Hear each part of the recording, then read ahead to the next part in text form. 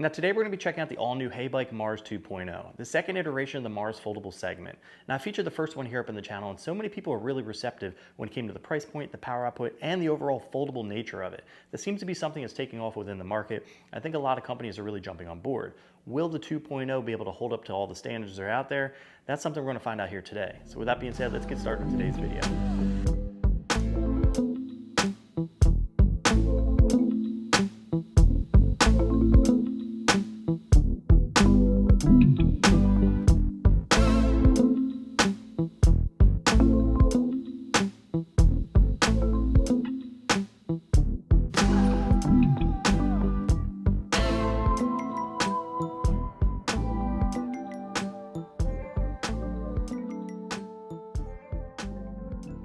Now at the time of this video, the Mars 2.0 retails for $999 with free shipping. It comes in leather black like you see here, pumpkin orange, dusty blue, and granite gray. It fits riders between 5'3" and 6'1", has a spring fork with 65mm of travel for preload adjustments and lockout, as well as a suspension seat post for added comfort. It also comes with a Shimano 7-speed gear system, which allows you to be able to pedal the bike while it's off, or through 5 pedal assist levels, which we'll be putting to the test momentarily. The overall bike weight is 75 pounds with a total weight capacity of 330 pounds. Now you'll get a max range of 30 to 45 miles out of this bike depending on which pedal assist level you're in, what your rider weight is, and what type of terrain you're riding. You'll be able to keep track of your ride on this multifunctional LCD display, as well as using the in-app technology. Now the top speed is 28 miles per hour, and you'll be able to achieve that with the 750 watt motor that has 1200 watt peak with a 48 volt 12.5 amp hour battery pack. Now the Mars 2.0 folds up just like its younger brother, undoing the latch on the frame and handlebar, collapsing them down with ease, then folding in the pedals, allowing you to be able to pop it into the trunk of a car or the closet of an apartment. With that being said, another great feature about this bike is the upgraded rear rack, holding upwards of 120 pounds, which could be a small passenger, a bunch of luggage, or a bunch of food, depending on what you're looking to get out of this bike. With that being said, this bike still has mechanical disc brakes, which isn't my favorite feature about a bike that goes over 20 miles per hour. I do feel like that these bikes need to have hydraulic disc brakes, but we're going to be putting them to the test right now in the speed test and brake test. Let's get to it. All right, so we're going to be doing this speed test and pedal assist 1 through 5, as well as throttle only. And in throttle only, I'm going to be doing the brake test. And we have really wet circumstances right now, so I'm going to be feathering the brakes in order to get them nice and dry before we end up doing the full-on test. So let's put this in pedal assist level 1, hit start, and let's go. Oh, a lot of take up right there. Nice. We are sitting at pretty accurate right there. 9.2, 9.3, plus sign. Let's put it in pedal assist level 2. Whoa. Pretty accurate speedometer. Pedal assist level 3. Nice kick right there. Almost 20 miles per hour. Pedal assist level 4. Woo. Over 20 miles per hour. Right now I'm finding myself basically ghost pedaling. Pedal assist level 5. Whoa. Big jump. Do mind you that I do have this bike unlocked right now. We're doing 27 miles per hour. On mine it's showing 27.6. See if we can do 28. Looks like we're hovering around 27 miles per hour. Let's head back and do throttle only. All right, so we're back. This bike is unlocked, so we should be able to reach its full potential of 28 miles per hour. We are in the top pedal assist level. We're gonna be doing throttle only. Hit start. Oh my gosh, let's go. So much torque out of this motor, maximum 1200 watts. I'm gonna get nice and tucked on this. See if we can reach this 28 miles per hour. Flying. Already just about over 25 miles per hour, 26.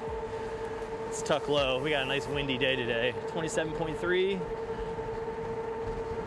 27.5. Come on, we can do it.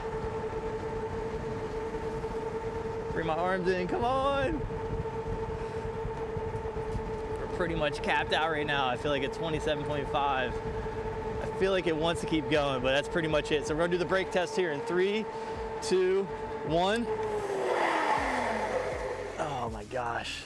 Do note that it is extremely wet. You can see that line. So it's approximately, according to me, about 40 feet in stopping distance in nice wet terrain like we have right now. Let's hit stop on this, mark off a couple seconds. And we're gonna talk about my overall top speed, the distance and everything. Let's get back over to the bench and go over all of it. So I do want to note when I'm doing these tests, I pump up the tires to the max PSI and I lock out the front suspension to get the most potential out of the top speed. So with that being said, this bike actually stayed up to par and pretty accurate with the speedometer on the odometer to my bike GPS in all 5 pedal assist levels. Now let's talk about the top speed and the total distance right now. So the Mars 2.0 reached a top speed of 27.9 miles per hour with an average speed of 20.3 miles per hour and a total distance of 1,680 feet in 1 minute and 1 second. Now that is absolutely insane for a budget bike like this, and it does come speed locked to 20 miles per hour, but it is unlocked right now for this test. So with that being said, our throttle test, let's talk about the top speed and my overall impressions of the brakes. Now with the throttle test, I was able to reach a top speed of 27.5 miles per hour with an average speed of 23.9 miles per hour and a total distance of 1,588 feet in 46 seconds. Now that's actually pretty impressive, and I do feel like I could have reached that 28 miles per hour if I gave it a bit more time. With that being said, the brakes, for being mechanical disc brakes, they actually work really well, especially in the elements that we have today with really wet surfaces. So with that being said, let's get this thing right over to the hill test and see what this thing's capable of. See if we can get all maximum 1,200 watts out of this bad boy going up that 15-degree grade. All right, so we're out here at that double switchback hill with the Mars 2.0. And I do want to note that it is pretty cold out right now. So I guess the battery output might be a little bit less than what you might be going through on your trails. So do take that in consideration. When you get an electric bike, there is going to be some type of performance changes depending on the weather element you're riding in, whether it be extreme heat or extreme cold. With that being said, let's get this hill test done. All right, so as usual, I'm going to be doing this in pedal assist level 5 because that's all you're really going to find yourself riding this bike in. You want to go as fast as possible. We're already taking up right now 13 miles per hour, 16 miles per hour. This thing moves, man. Unlocking this bike is a game changer for sure. 22 miles per hour, 20 miles per hour. Coming up to the first turn. I'm gonna slam on the brakes late. A little bit of take up right there. The cadence sensor is always interesting, so you got to get like 1 full revolution for it to engage. 20 miles per hour, second turn. Woo, this thing wants to keep moving. Last straightaway, 15-degree grade, 13 miles per hour, 16 miles per hour, still pulling. I can feel it pulling hard. 18 miles per hour, 19 miles per hour. Let's go see what the throttle only can do. All right, throttle only, let's get it. Already up to 13, 16 miles per hour. This thing's got some power. I do gotta say that. These budget e-bikes are really putting out the power. 22 miles per hour right now.